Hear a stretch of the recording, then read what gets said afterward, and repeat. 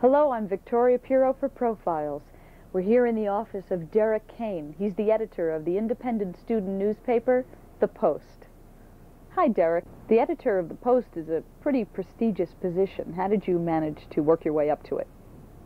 My first day at The Post was actually my first day as a freshman at Ohio University. Actually the day before classes start, I came into the office, introduced myself.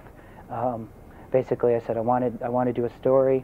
You know, give me something. Here's some ideas, and I did a story that night, before the first day of classes. And by the end of the week, I had worked up to being a staff member. I had a beat. I covered police and fire for my freshman year.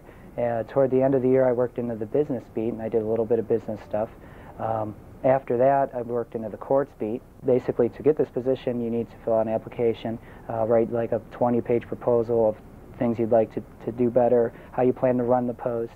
And then after that, they voted, and I won that out of three other people, or two other people that were running. Does the administration of Ohio University have any influence at all on what you print in the paper? When I took over as editor, President Ping had set up an appointment with me to discuss our relationship with the university. Basically, at that point, he has said he has never asked the Post to put anything in the paper, or he has never picked up the phone and asked them to hold something. He said in the case of that, if it was something very, very pertinent to the university, he would leave that up to us. They may complain about stories after the fact, and the university certainly complains about articles after they run, but beforehand, we're all on our own in here. We make our own decisions. One of the first things that you notice when you walk into the office of the Post is a row of Macintosh computers.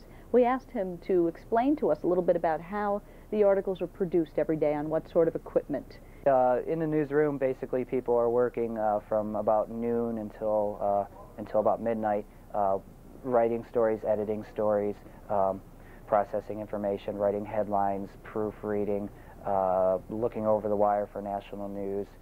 The newest technology, I mean, it's not dealing with really the Macintosh computer. It's complete pagination, where pictures come out of the machines back there and the words all come out on the page. Or we print out complete pages. Or the photo, we've got brand new photo equipment back there. We're the only college newspaper in the country with the photo equipment that we have back there now. Basically what that does is you put negatives into a machine, and it brings the picture up on the screen. And then you can manipulate the picture on the screen and send it back to the computers in the back and print it right out on the page. You no longer have to develop film.